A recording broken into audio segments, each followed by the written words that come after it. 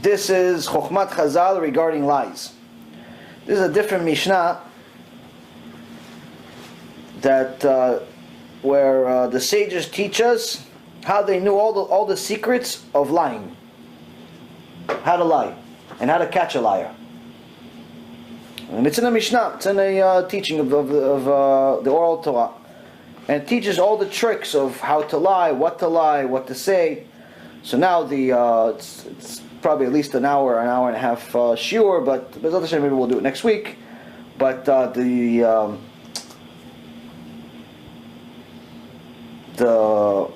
big question was, Rabbi Yochanan asked,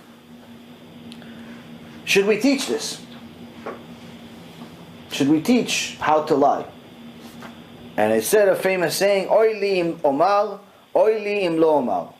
Woe to me if I say it, woe to me if I don't say it. Why? Woe to me if I say it, and maybe the wicked, crooked people are going to learn this Mishnah, and they're going to learn how to lie. They're going to learn that we know all their tricks. But oily, and we don't say it, and woe to us if I don't say it, and then these wicked people are going to think, oh, these religious people, they don't really know anything. They just know some stories about Avraham Avinu. They don't really know the streets. You know how people say he was street smart? Yeah. He's street smart. No, he's not book smart, but he's street smart. Like they think it's like a privilege. Everybody's street smart these days. No one is book smart. No one knows how to read Bechlal, but everybody's street smart. The reality of it is that if you're a Talmid Chacham, someone's a Talmid Chacham, someone that's glued to the Torah, a real Talmid Chacham knows everything. Knows the street, knows the courtroom, knows the books, knows everything. Knows science, knows medicine, knows everything. Someone that's a real Talmid Chacham has extensive knowledge about all subjects. And he's not one of these people that, there's plenty of people that pretend to be smart. They read a lot of different books, so they know a little bit about a lot of things. So to the average person, they seem very smart.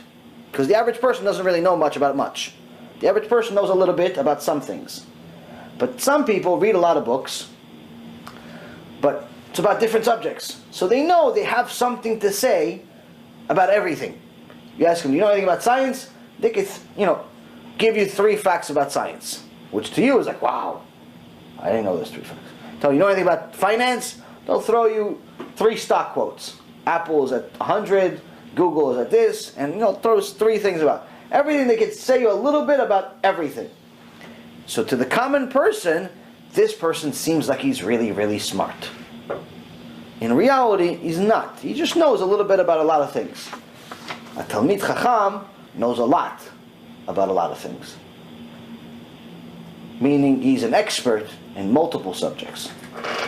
In the secular world, the best place you can get to is knowing a lot about few things. 1, 2 subjects.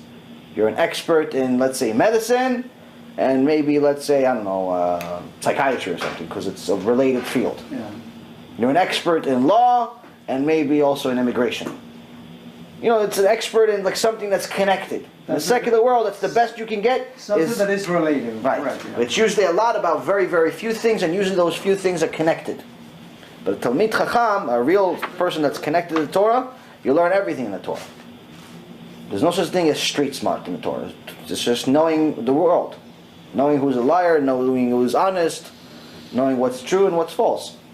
So, so the conclusion of this Mishnah is, they ask themselves, should we teach it or should we not teach it? If we teach it, people are going to learn from it. If we don't teach it, people are going to think we don't know. And Chas v'Shalom, they're going to think that the Torah is lacking.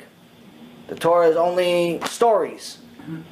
So what was the conclusion? The conclusion was, we teach it. Why do we teach it? Because we used a verse from the book of Hosea, chapter 14, verse 10, where it says that, who is wise and will understand their things? Who is understanding and will know them? For the ways of Hashem are straight. The righteous will walk in them, and the sinners will stumble over them. In so many words, the prophet is saying, Hashem's ways are straight. We teach what's straight. The righteousness is what's going to help the righteous people. The sinners, We don't care about what they do. They could use our tools as much as they want, but eventually they're gonna stumble over it. They can learn what we teach here in the Mishnah of how to lie and think that they're smart, but in reality, this is only gonna go against them in the end. So we don't stop ourselves from teaching because somebody may use it the wrong way. This is part of the Torah, we teach it. This is also the same thing when it comes to the most uncomfortable issue in Judaism today, which is intimacy. People don't want to talk about it. People don't want to talk about wasting seed. They don't want to talk about these private, these issues. But in reality, there is actually teachings in the oral Torah of how to even do that. How to be intimate. There's rules for everything. Hashem, when He created the Torah, it's not lacking anything. It's from the minute you open your eyes until the minute you close your eyes. Everything is in the Torah. Everything is in the Torah. There's nothing missing from it. You want to learn business, you can learn it from the Torah. You want to learn about marriage, it's in the Torah. You want to learn anything, it's in the Torah. So, that's why I say all the time that very, very few people in our generation actually know what the Torah is. Most people think it's just a bunch of stories.